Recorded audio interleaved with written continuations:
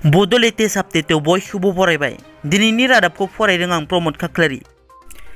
गिबि निउस दङ। आसामाव सनापुर टल गेटजों लोगोसे गुबुन मोनथाम टल गेटफोरा थाबैनो बन्द जानो थांगासिनो। बेफोर टल गेटफोरानो जादों Sanapur toll gate, Madanpur toll gate, Kalia toll gate आरो मिकिराति हावगाव टल गेट। मिथिनो मोननाय बादिब्ला बेफोर मोनब्रै टल गेटफोरा national highways authority of India सुंद'बै NHAI नि होखानाय नेमखान्थिखौ सिफायदों।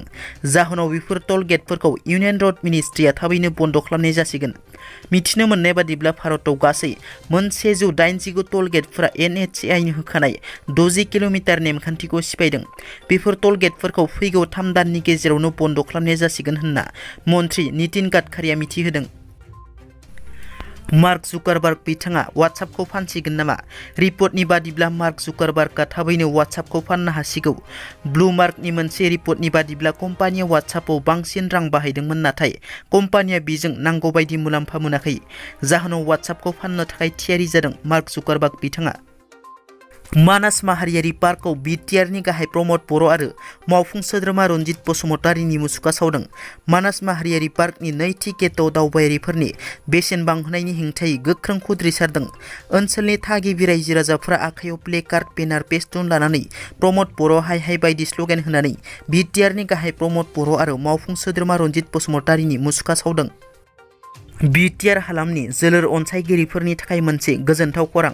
बिटिआरआव गिबि खेब इन्टार 6 शेड्युल प्रिमियार लिग सुंद'बै ISPL खुंजानो थांगासिनो दं। सोलिफु बोसोरनि फैगौ 9 अक्ट'बरनिफ्राय जागायगोन ISPL 2022 जोलुर बादायलायनायखौ। बे ISPLनि मेचखौ बिटिआरनि गासै जिल्लाफोराव खुंनाय जागोन। जागायजेननाय मेचखौ उदालगुरि जिल्लानि दिमाकुसियाव बेखेवनाय जागोन। इलेक्शन कमिशन अफ इन्डिया सुंद'बै ECI नि मोनसे गोनांथार फोसावनाय।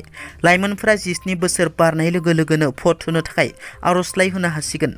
बोसोरनि 1 एप्रिल, 1 जुलाइ आरो 1 अक्ट'बराव अनलाइननि गेजेरजों एप्लाइ एबा आर'जलाइ होनो हागोन। लाइमोनफोरा मख'नो गोनांदि दानिफ्राय मोनफ्रोम 3 दाननि उन भट लिस्टआ आपडेट जागोन। बिटिआरनि क'क्राझाराव सासे बांलादेशी हमदों। क'क्राझार पुलिसा सन्देह खालामजाथाव सासे बांलादेशी हमदों।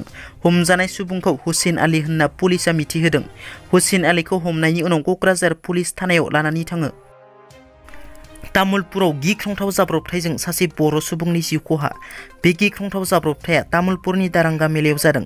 रङियानिफ्राय दारांगा मेला फारसे गंसे गारिया फैबाय थानाय समावनो मेनका साहा बागाननि साखाथियाव लामा सेरनि हाखराव गलाङो। जाहोनाव सानराइज मोसाहारिनि जायगायावनो जिउ गोमायो। सानराइज मोसाहारिजों लोगोसे गारियाव थाफानाय गुबुन 4 सुबुङा गोब्राब जखम जायो। गोब्राब जखम जानाय 2 सुबुंखौ GMCHआव थिसननाय जायो आरो गुबुन 2 सुबुंखौ साखाथिनि देहा फाहामसालियावनो थिसननाय जायो। दिनैनि रादाबा एसेनोसै। नोंथांमोना जुदि आंनि चेनेलखौ दासिमबो साबस्क्राइब खालामाखै, अन्नानै साबस्क्राइब खालाम। गोजोन्थों।